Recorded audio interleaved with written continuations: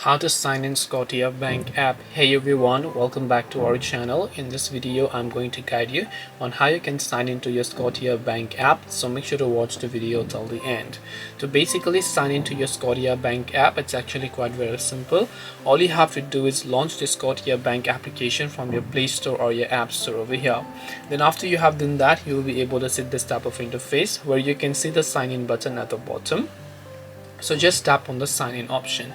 Now as you tap on the sign in option, over here you can see it says what's your username or card number. So all you have to do is, if you have already created your mobile or online banking, make sure to enter your card number, or you can enter your username. Then you have to tap the continue button. After you do that, it will ask you to enter your password. Then after you enter your password, verify your account and log in. But just in case you happen to forget your credentials, you can tap on forgot your username or password button here, and then you will be able to go to a page where you can simply enter some of your bank account details such as your card number and so on, and then you will be able to reset those details and log in as well. But for this, you must have already signed up for mobile banking. So hope this video was helpful. If you have any questions, feel free to leave them down. Thank you for watching and see you in the next video.